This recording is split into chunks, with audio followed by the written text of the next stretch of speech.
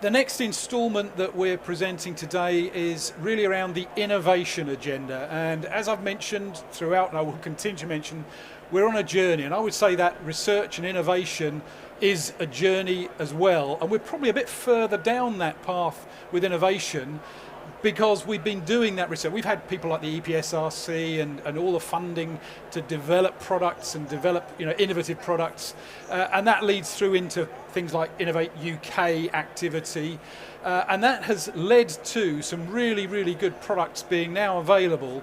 And the latest, and if you like, the last stage in that is really demonstrating those innovative products on the road, in the hands of operators, and showing off what they can do, and then sharing that as widely as possible. So I'm delighted to be joined by Simon Buckley from Innovate UK, and he's going to help us talk about the ZHID programme. Zero-emission HGV infrastructure and infrastructure demonstrator programme. It got changed a few times, but that's what we're going to talk about here, and we'll also be joined by Neil Durno from one of the major projects under that government-funded programme a little bit later on. But Simon, you've been working on this for many, many years. How do you feel we're doing on the innovation journey, particularly in the commercial vehicle sector? Yeah, no, thank you, and thank you for the opportunity to speak today and for GREENFLEET. I think it's really been interesting because I've been involved before. I've been at Innovate UK for 6 years. Before that I was involved in the ecosystem, and before that I was involved in the ecosystem, so from 2010. And the level of change I've seen since 2010 on battery technology and also then on board vehicle technology has been dramatic. You've got low carbon truck grants and trials and demonstrations. We're not even talking about zero emission there. We're talking about it's a low carbon fuel, etc., etc. EVs and zero emission trucks is much more recent, and suddenly all the OEMs have joined that. They're all producing trucks, so I think that innovation journey, there's obviously still opportunities to supply better product, like axles, for instance. A lot of these trucks are on rear diffs, essentially. So there's some efficiency savings with electric axles to maybe be developed. There's sustainability from battery recycling and stuff like that we need to work on. But maybe that's where we're going to be concentrating in the future.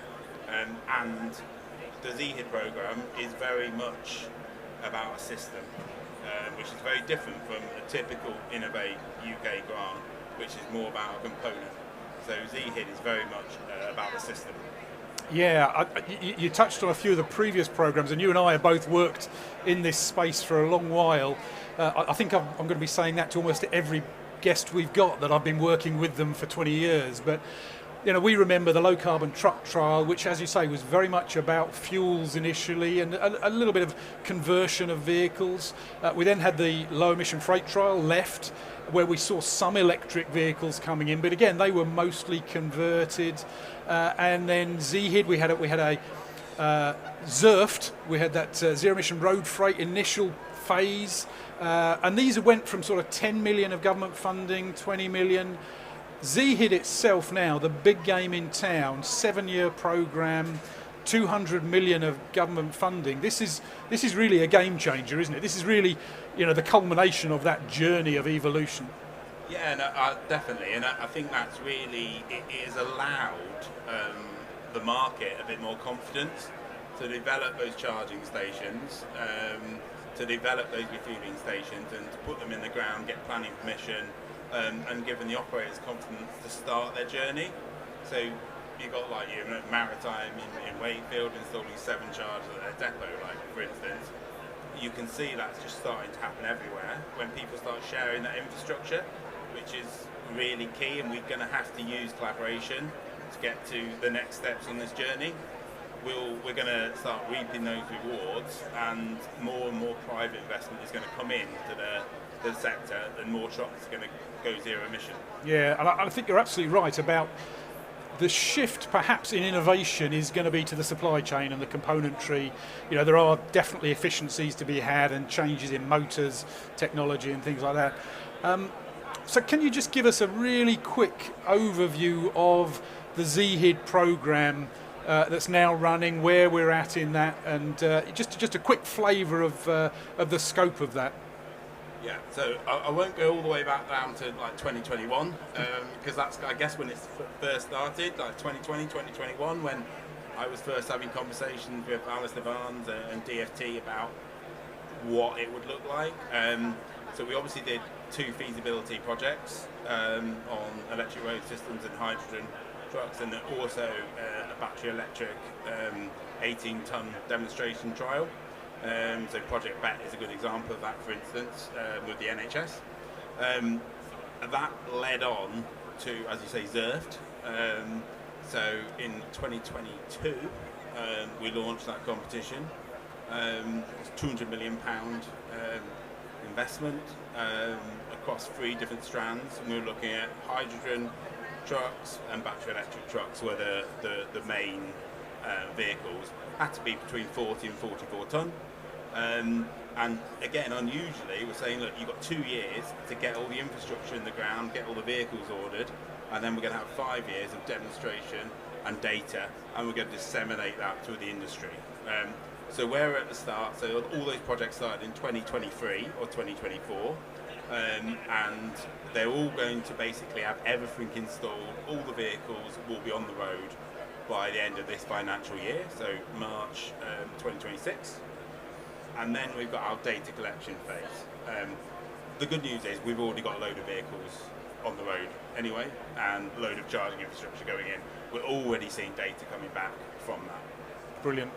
Yeah, and this was very much focused on, if you like, the end game, the hardest to do. So it was spec'd as 40 tonne or above tractor units. It was zero emission at the tailpipe, so any combustion was excluded from this. So it's fuel cell or battery electric, or electric power from overhead with that.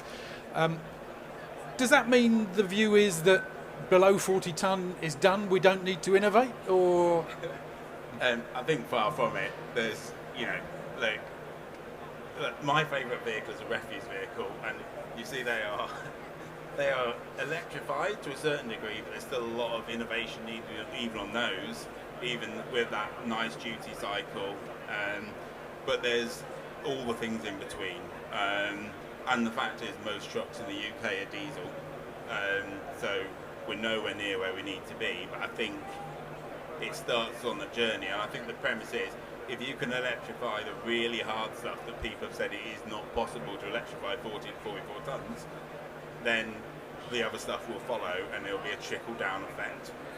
And we're obviously seeing the OEMs bring in all these vehicles for 40 to 44 tonne, and then, you know, I was at a dealership the other day and they were like, well, it's great we've got these, but we've also starting to talk more and more to customers about 18 tonners, about, you know, edge case, but 26 tonners as well, and stuff like that. So it is happening, and it's kind of that trickle-down effect.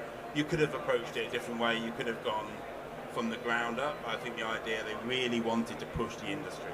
Yeah, so go for that moonshot, and hopefully everyone will follow. And sort of in terms of scope, how many vehicles are we talking about in the ZHID program, and what about the infrastructure? What does that look like as a plan? Yeah, so we've got over 300 vehicles, and then the infrastructure, we've got about, you know, probably going to be up to about 70 sites around the country, all the way up to Shetland Islands, you know, in like southwest Wales, you know, everywhere in the UK essentially. And we released a map at a Progress Summit we did the 6th of March.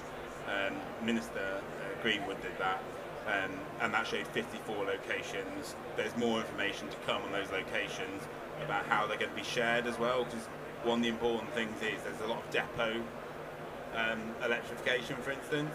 How are those operators going to share those depots?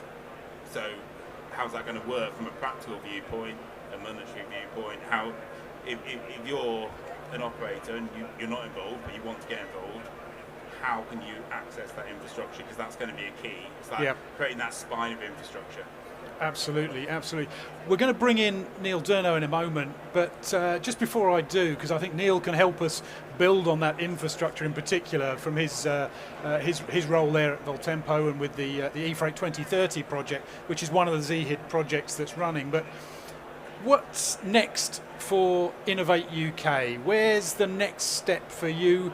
I'm going to be asking this question to everybody. So you've now run through, we've got the Z-HID program running. I guess the end of the funding itself is 2026. What's the next step for Innovate? Are you allowed to tell me? Have you got any ideas, anything up your sleeves? I didn't get the CEO role.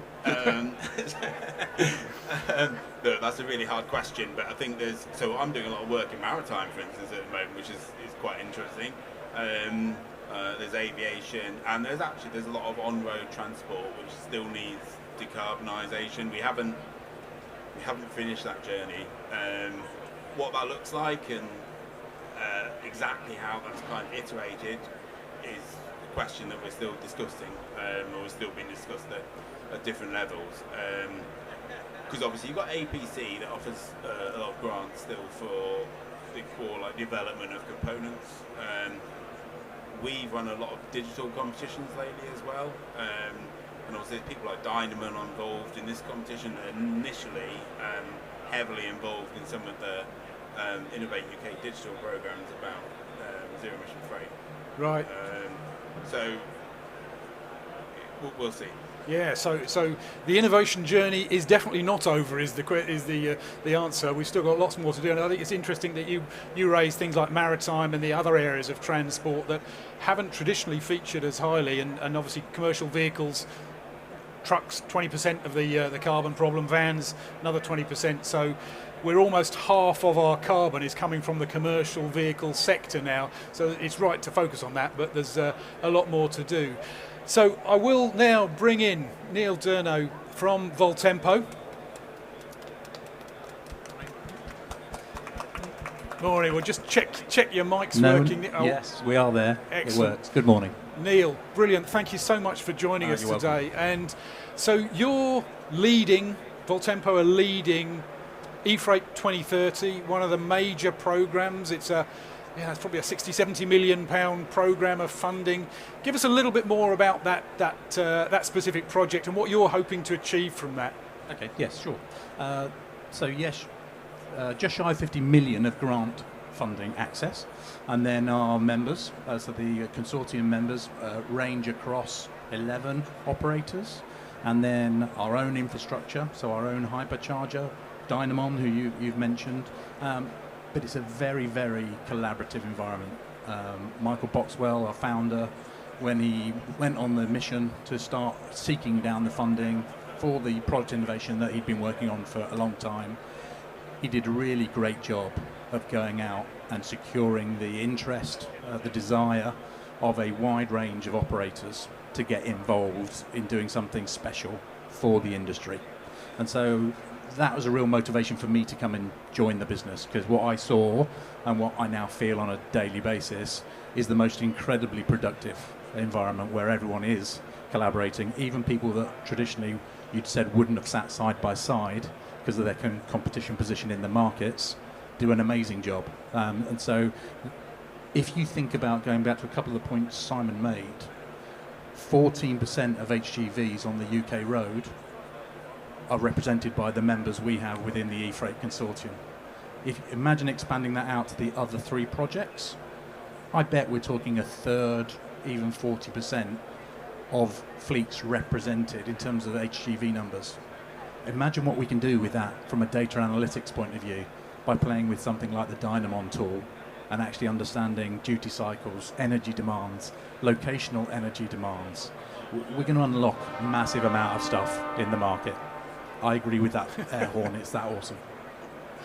I mean, it's a really interesting point, and one of the things about the Z-HID program is the extent of collaboration that's gone on. It's unique in my experience, and I've been in this industry for 25, 30 years, and we've got members who are members of all four, well, certainly three of the consortia. You've got a process, and you're working with the other with your competitors about how you share infrastructure and collaborate on that. You've also got quite an interesting model, I think, Neil, around how you engage with the SME community, which is such an important part of the commercial vehicle sector. And you've gone about that in a slightly different way. Is it like try before you buy sort of model? Yeah, so two things.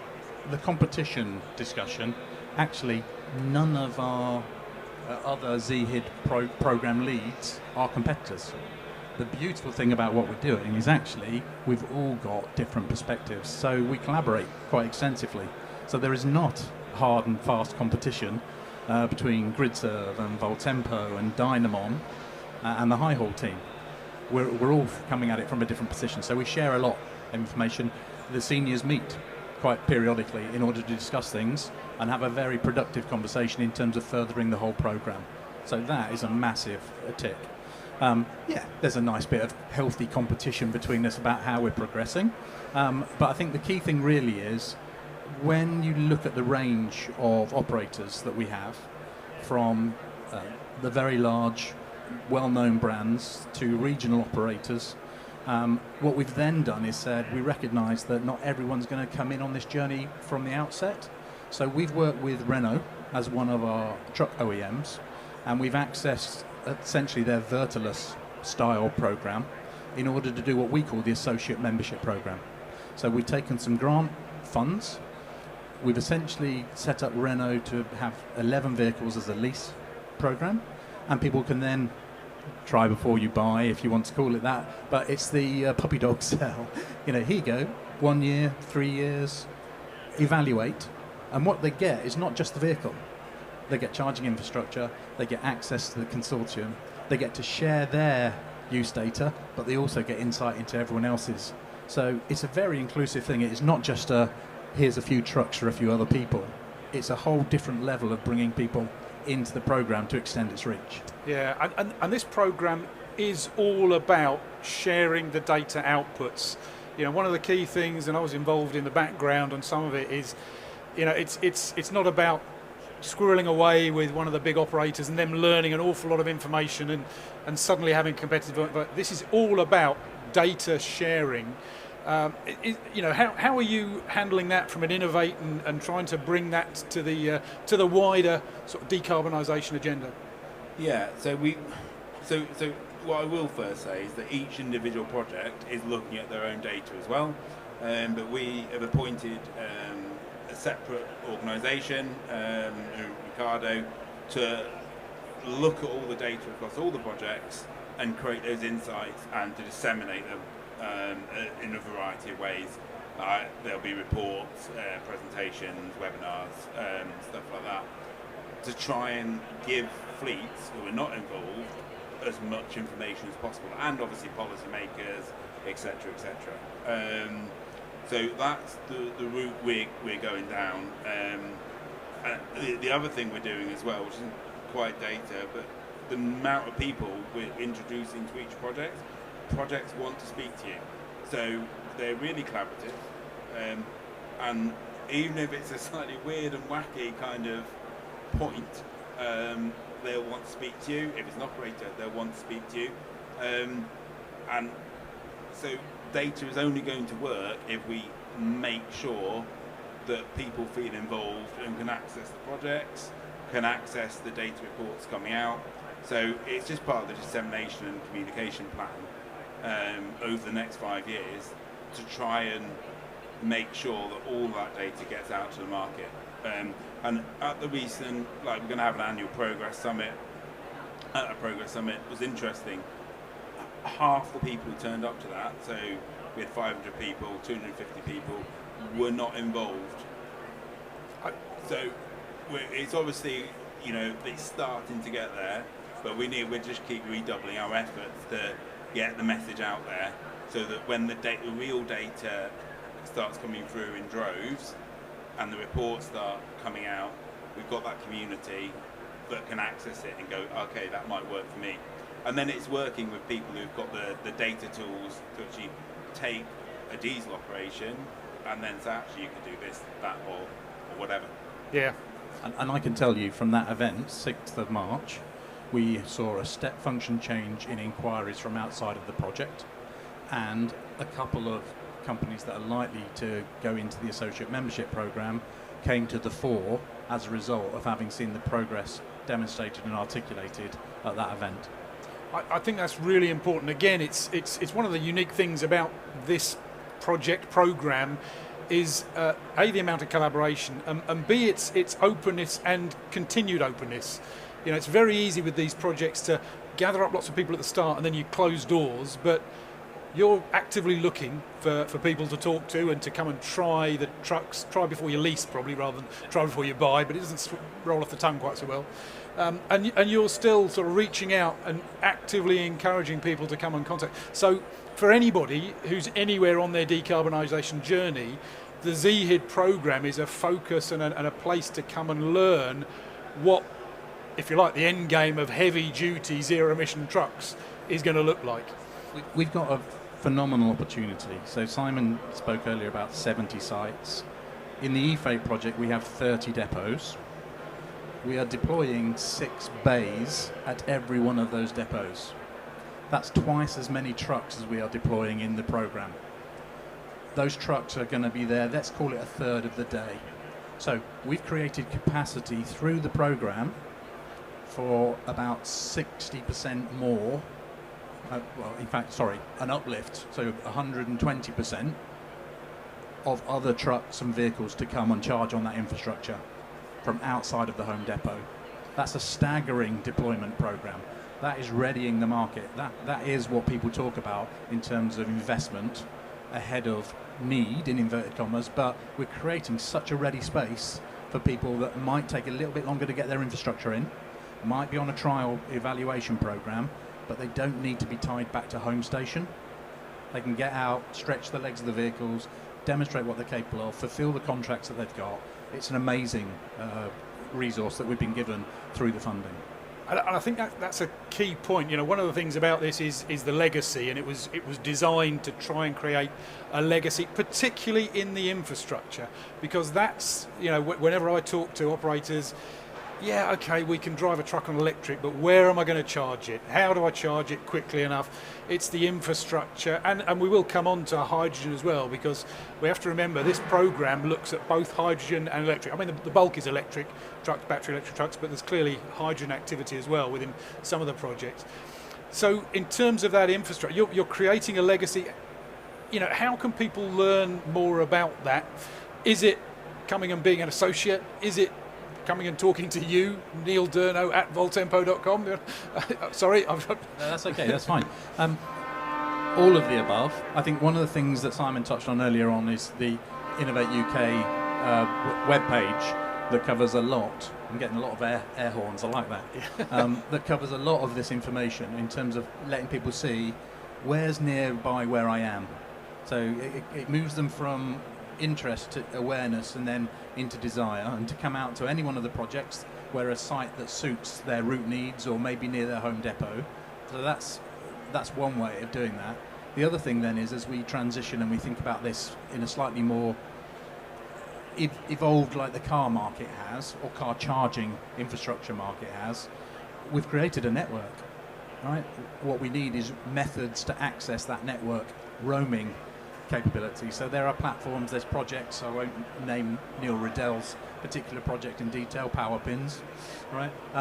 But those things are the access points. They are the enablers.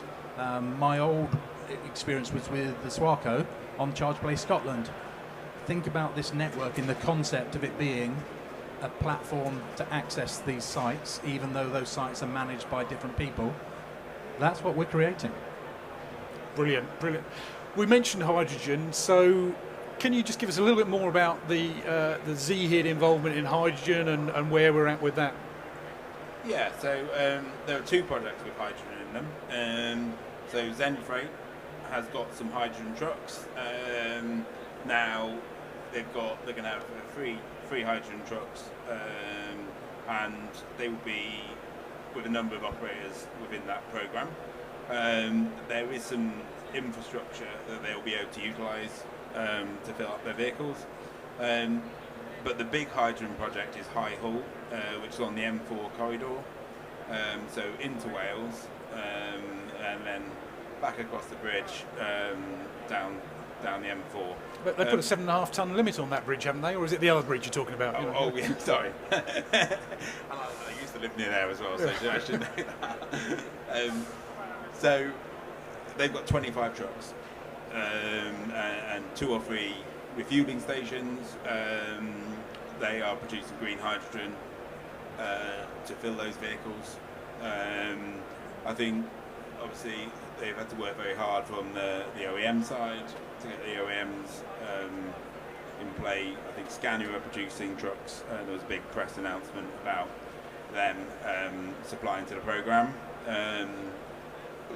But some of the other OEMs have been a bit slower on hydrogen fuel cell vehicles.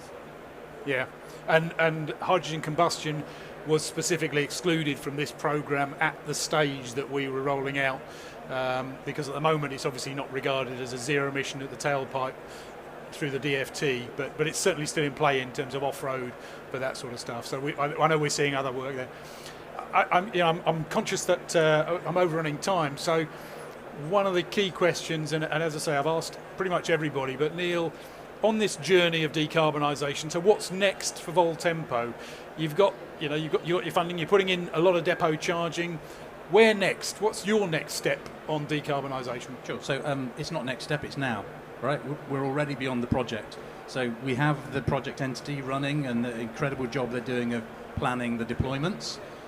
We now have a commercial team, which I'm sort of legging both camps, where we're out in the market talking to people about how we help them with evaluating their site feasibilities. So strategic selection of sites, then looking at the power connections opportunities. We've got our own in-house team that do DNO connection inquiries and development.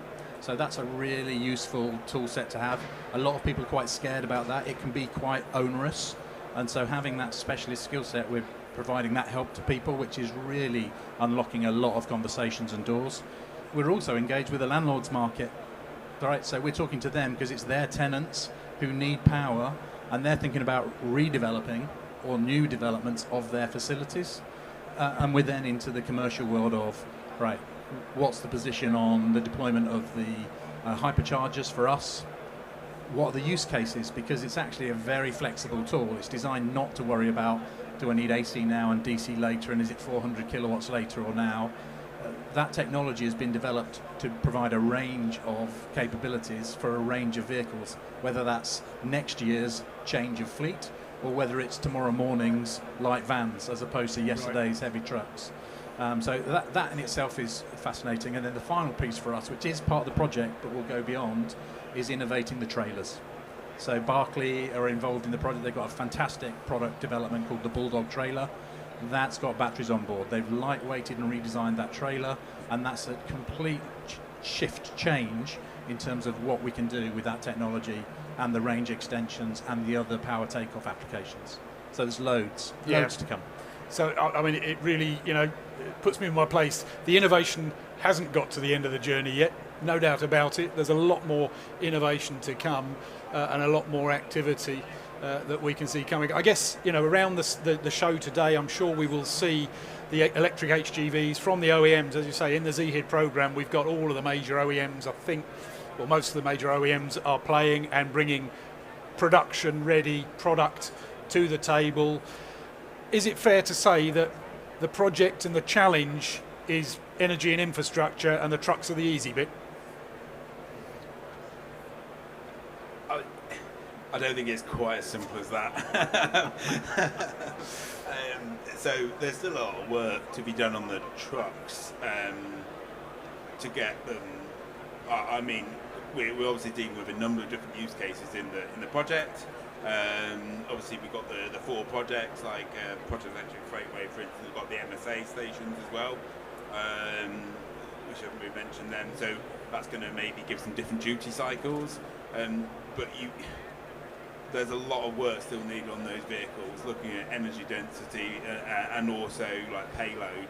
And that's why I was talking about e-axles. So it's not like they will do the job, And I think all the OEMs I've spoken to are concentrating on getting those vehicles out and delivering them. But just like in the car market, we've seen obviously a variety of iterations from that initial market entry. And I think you'll see something similar to a degree in trucks. And I would just summarise and support that. It's not a challenge, it's just recognising what the capabilities of the vehicles are right now. And we're already finding the edge with some of the client engagements that we've got, where actually it is going to be about MCS charging in order to do the 12-hour shift with only an hour and a half break. Yep. Right? That's where the innovation's going to come. And the OEMs are getting on with that. They're just not market-ready products yet. But it will come, and they'll do a good job. The one thing that we've been blown away by, and we've got 11 Renaults out on the road already, they are exceeding their range capabilities. And the operators are pushing them and delighted with what's happening as a result of pushing them. And so it's about finding the edge. That was the program objective. We're doing that already. It will continue to happen. We'll push that envelope, we'll find new edges, we'll do more product development with the OEMs. It will carry on. We're 10 years away from having established, stable products in my world. You've also got 1 megawatt V2X as well to look forward to, right? So, look, there is plenty of innovation that's still going to happen, but they are production-ready, great vehicles. Brilliant. I think that really does encapsulate it. That I think, we're on this journey. We've heard from Bob earlier about the policy journey, which is still a journey that we're innovation exactly the same. We're making some real progress. I think what's really encouraging is the level of collaboration and the openness that both from Innovate UK and indeed from the projects. And I know, all the projects are in a similar position where they're genuinely trying to bring more people in and talk to as many people as possible, because this is about changing a culture and changing an industry, not just changing one operator or one company. Great conversation. Thank you very much for your time and your support. If anyone wants to hear more about the ZHID programme, there's lots of information on the Innovate UK website. I know Neil will be here today with Michael Boxwell, and I'm sure you can dig out some of the other projects, competitors and things, but lots and lots to talk about, and lots more to learn from Innovate. It'll be playing for the next 5 years, I think, so watch this space. But thank you very much for your time today, you, Andy. guys. Thank you very much, Andy.